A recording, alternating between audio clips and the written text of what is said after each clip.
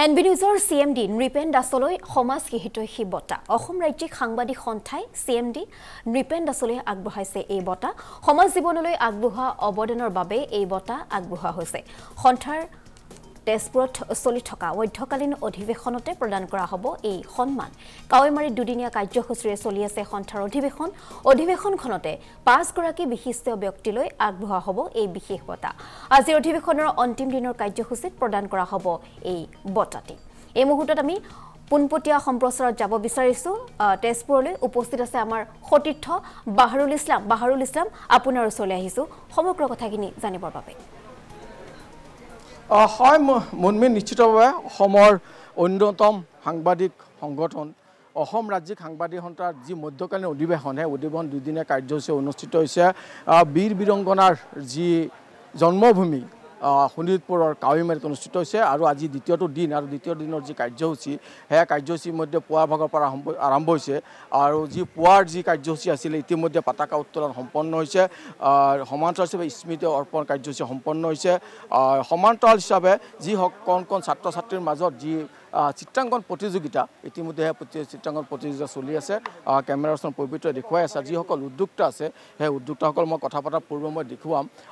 অসম ৰাজ্যিক সাংবাদিকৰ যি মধ্যকালীন অধিৱেশন এই অধিৱেশন লৈ ইতিমধ্যে কালিৰ দিনটোৰ যি কাৰ্যসূচী সফল ৰূপায়ণ হৈছে আৰু আজি অলপ পূৰ্বে যি তেওঁলোকৰ যি শোভাযাত্ৰা সেই শোভাযাত্ৰা তেওঁলোকে কৰিছিলে আৰু আজি অলপ খন্তেক পিছতে ইয়াৰ যি মুকলি সভা সেই মুকলি সভা অনুষ্ঠিত হ'ব আৰু মুকলি সভাত 5জনকৈ বিশিষ্ট ব্যক্তিক সম্বৰ্ধনা জনোৱা হ'ব তাৰ ভিতৰতে আমাৰ NB নিউজৰ CMD তেখেত নৃপেন দাসকো সমাজ হিতৈষী বঁটা হিচাপে তেওঁলোকক বঁটা প্ৰদান কৰিব আৰু খন্তেক পিছতে ইয়াত যি মুকলি সভা সেই মুকলি সভাতে বঁটা প্ৰদান কৰিব যদিও এইখিনিতে আমি এটা কথা উল্লেখ কৰিম যিহেতু CMD ছাৰ বিশেষ কাৰণত আজি এই অনুষ্ঠানত অংশগ্ৰহণ কৰিব নোৱাৰিব তেওঁ বিশেষ কামত ব্যস্ততাৰ কাৰণে ইতিমধ্যে আমাৰ NB নিউজ এটা দল ইয়ালৈ পঠাইছে আৰু সামগ্ৰিক আমি সেয়া পৰিৱেশ দেখুৱাই আছোঁ ছাৰৰ আপ্ৰাণ চেষ্টা আছিলে এই অনুষ্ঠানত অংশ কৰিবৰ কাৰণে নিজ হাতেৰে এই বঁটা ল'বলৈ কিন্তু সময়ৰ অসুবিধাৰ কাৰণে তেখেতে ক্ষমা প্ৰাৰ্থী নিশ্চিতভাৱে পৰৱৰ্তী সময়ত যি অসম ৰাজ্যিক সাংবাদিক সন্থাৰ যি কাৰ্যসূচী তেওঁ নিশ্চয় অংশগ্ৰহণ কৰিব গতিকে এইখিনিতে মই পুনৰবাৰ উল্লেখ কৰিম আমাৰ CMD ছাৰৰ যি বঁটা সেই বঁটা নিশ্চিতভাৱে তেওঁলোকে আমি গম পাওঁ তেখেতক ইয়াৰ পৰা তেওঁলোকে দিব কিন্তু দিয়াৰ পূৰ্বে যি কাৰ্যসূচী সেই কাৰ্যসূচীৰ কথা আমি জানিম যিহেতু উদ্যোক্তা আছে আমাৰ শোণিতপুৰ ডিষ্ট্ৰিক্টৰ নাট আছে নিশ্চিত ছেক্ৰেটাৰী আপুনি যেহেতু কালিৰ যি দুদিনীয়া কাৰ্যসূচী আছিলে দুদিনীয়া কাৰ্যসূচী আজি অন্তিমটো দিন আৰু আপোনালোকে 5 গৰাকী ব্যক্তিক বিশিষ্ট ব্যক্তিক আপোনালোকে যেহেতু আপোনালোকে যে বঁটা প্ৰদান কৰিব আৰু ইয়াত আমাৰ CMD ছাৰ নৃপেন দাসৰ নাম আপোনালোকে বাছনি কৰিছিলে কিন্তু অতি দুখিত আমি NB নিউজৰ পৰিয়াল তেখেতে বিশেষ কামত আহিব নোৱাৰিলে গতিকে সেয়া ছাৰ ক্ষমা প্ৰাৰ্থী আৰু কোন ব্যক্তিক আপোনালোকে এই বঁটা দিবলৈ আপোনালোকে ওলাইছে আচলতে চাওক আমি 5 গৰাকী বিশিষ্ট ব্যক্তিক আমি অসমৰ বিভিন্ন ক্ষেত্ৰত কাম কৰা 5 গৰাকী বিশিষ্ট ব্যক্তিক আমি বঁটা প্ৰদান এইকাৰণেই কৰিছিলোঁ তেখেতসকলৰ যি কাৰ্যসূচী আমি বিগত সময়ছোৱাত দেখিছোঁ বিশেষভাৱে আমি ক'ব গ'লে আপোনালোকৰ যি CMD নৃপেন দাস তেখেতে বিশেষভাৱে এটা আমি আপোনালোকৰ NB নিউজ আমি কিমান দিন আমি সকলোৱে জানো খুব কম সময়ত জনপ্ৰিয় হৈছে তাৰ উপৰিও ৰাজীৱ শদিয়া আমাৰ অসমীয়া সত্ৰা বুলি ক'ব লাগিব তেখেতৰ পৰিবাৰৰ পৰা আদি কৰি তেখেতক ৰাইজৰ মাজত তেখেতৰ মৃত্যুৰ পাছত হ'লেও যিহেতু আপোনালোকে খুব কম সময়ত ৰাইজৰ মাজলৈ আহিছে NB নিউজ কিন্তু এই কম সময়তে সেই মানুহজনক আপোনালোকে চিনাকি কৰি দিয়ে কিন্তু প্ৰথমটো একমাত্ৰ চেনেল আপোনালোকে NB নিউজ আৰু তেখেতে সেইখিনি সময়তে তেখেতে যেতিয়া প্ৰথমটো আচলতে ঘোষণা কৰিছিল যে আমি 1 লাখ ৰাজহুৱাভাৱে তেখেতে সেই পৰিয়ালটো আমি 1 লাখ টকা দিম আমি সকলোৱে জানো যে ৰাজীৱ শদিয়াৰ ঘৰৰ অৱস্থা তথৈবচ আছিল তেখেতে জাতি মাতি গীত গাই আচলতে তেখেতে গীত গাইছিল কিন্তু তেখেতক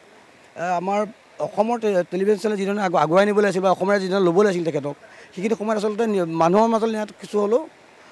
কুটিনতি ৰৈ গৈছিল যাৰ কাৰণে তেখেতক চিনি পোৱা নাছিল যি নহওক তেখেত আমাৰ মাজত সদায় জীয়াই থাকিব আৰু বিশেষভাৱে ক'ব লাগিব যে সেই তেখেতৰ মৃত্যুৰ পিছত যি আচলতে ভূমিকা গ্ৰহণ কৰিলে আপোনালোকৰ CMD নৃপেন দাস ডাঙৰীয়াই সেইকাৰণে আমি তেখেতক সমাজ হিতৈষী বঁটা দিছোঁ সমাজৰ এনেবোৰ মানুহক আচলতে ৰাইজৰ মাজত দাঙি ধৰাটোৱে আচলতে সংবাদ মাধ্যমৰ কাম আৰু সেই দায়িত্ব তেখেতে সুচাৰুৰূপে পালন কৰিছে সেইকাৰণে তেখেতক আমি দিছিলোঁ দ্বিতীয় কথাটো হ'ল সমাজ আমি আৰু এজন বঁটা দিছিলোঁ গুৱাহাটীৰ এগৰাকী আপোনালোকে জানে তেখেত পৰিবহণ বিষয়া গৌতম দাস তেখেতৰ বিভিন্ন সময়ত আচলতে ৰাজহ আচলতে চৰকাৰ ৰাজহ আচলতে ৰাজ্য চৰকাৰে কিছুমানে ৰাজহ পাইছে, সেই ৰাজহে আচলতে দেশৰ অৰ্থ ৰাজ্যৰ অৰ্থনীতি আচলতে গতিপথটো আকৌ আগুৱাই নিয়াত সহায় কৰে। আৰু তেখেতক সেই ৰাজহ যি আচলতে ব্যৱস্থা গ্ৰহণ কৰিছিল তেখেতৰ ফালৰ পৰা, সেইটো ভাল পাইছিলোঁ আমি। আৰু তেখেতক সেইকাৰণে আমি আৰু খুব কম সময়ত ৰাইজৰ মাজত তেখেতে জনপ্ৰিয় হৈছিল আৰু মানুহক আচলতে সদায় তেখেতে ভাল ব্যৱহাৰ কৰিছিল। দেখিছিলোঁ বিভিন্ন বাতৰি আপোনালোকৰ মাধ্যমৰ যোগে দেখিছিলোঁ। গতিকে সেইকাৰণে আমি তেখেতক ক্ষমা কৰিব। তেখেতক আমি সুপ্ৰশাসনিক মুখীয়া হিচাপে আমি তেখেতক বঁটা ঘোষণা কৰিছিলোঁ। আৰু লগতে আমি এটা বঁটা ঘোষণা কৰিছিলোঁ, মানৱ সেৱা বঁটা। আমাৰ শোণিতপুৰ এগৰাকী বিশিষ্ট চিকিৎসক অমৰজিৎ কুৰ্মী, তেখেতক আমি মানৱ সেৱা বঁটা ঘোষণা কৰিছিলোঁ। আৰু লগতে আমি বঁটা ঘোষণা কৰিছিলোঁ সমাজপ্ৰিয় বঁটা। আমাৰ ইয়াত এগৰাকী প্ৰতিষ্ঠিত ব্যৱসায়ী মহাবীৰ চেতিয়া, তেখেতে যদিও মাৰোৱাৰী, আচলতে দশক ধৰি তেখেতে ইয়াতে আছে। আৰু আজি হয়তো আপুনি মই আচলতে আমাৰ বহুতে ভূপেন হাজৰিকাৰ কিমান দূৰ চিনি পায় মই নাজানো। তেখেতে বহাগৰ বিহুত কিন্তু ভূপেন হাজৰিকাই এটা গীত গায়, তেখেতে সম্পূৰ্ণ এটা গীত গাই মঞ্চলৈ আহে। আৰু প্ৰতিটো অসমীয়া জাতীয় জীৱনৰ যিবোৰ আচলতে খুব আমাৰ য'ত আৱেগ জড়িত হৈ থাকে, সেই অনুষ্ঠানবিলাক তেখেতে নিজে আগভাগ লয়, নিজে দায়িত্ব বহন কৰে। গতিকে সেই মানুহজনক আমি বঁটা ঘোষণা কৰিছিলোঁ, সমাজপ্ৰিয় বঁটা। আৰু লগতে আমি বঁটা কৰিছিলোঁ আমি আৰু এগৰাকী বিশিষ্ট ব্যক্তিক। তেখেত আছিল প্ৰকৃতিৰ প্ৰেমী হৰি কৰোৱাৰ। তেখেতে সহজ সৰল মানুহ, তেখেতে চাইকেল চলাই প্ৰায় 22,000 বৃক্ষৰোপণ অকল শোণিতপুৰতে নহয়, শোণিতপুৰ জিলাৰ শোণিতপুৰ, নগাঁও, বিশ্বনাথ চাৰিআলি, দৰং এনেকৈ 4খন জিলাত তেখেতে বৃক্ষৰোপণ কৰিছিল নিজৰ একক প্ৰচেষ্টাৰে প্ৰায় 20,000তকৈ অধিক। সেইগৰাকী ব্যক্তিক আমি প্ৰকৃতিপ্ৰেমী বঁটা ঘোষণা কৰিছিলোঁ আৰু তেখেতক আজি বঁটা প্ৰদান কৰিম। আৰু এনেদৰে আজি কাৰ্যসূচী নিশ্চিতভাৱে এয়া আছিল 5জন বিশিষ্ট ব্যক্তিক ইতিমধ্যে যি সম্বৰ্ধনা বা যি বঁটা ইতিমধ্যে তেওঁলোক উদ্যোক্তাসকলে কৈছে, বঁটা প্ৰাপকসকলৰ নামো গাইছে। আৰু মই ইতিমধ্যে সভাপতি আছে, মই আপোনাৰ পৰা জানিব বিচাৰিম এই প্ৰচণ্ড গৰম, তাৰ মাজত আপোনাৰ মধ্যকালীন যি অধিৱেশন আৰু বীৰ বীৰাংগনাৰ জন্মভূমি ইয়াত। আৰু বাহাৰুল ইছলাম, এই মুহূৰ্তত আপোনাক ধন্যবাদ জ্ঞাপন কৰিছোঁ। কিছু সময়ৰ পাছতে পুনৰবাৰ আপোনাৰ লগত সংযুক্ত হ'ম। ধন্যবাদ জ্ঞাপন কৰিছোঁ আপোনাক।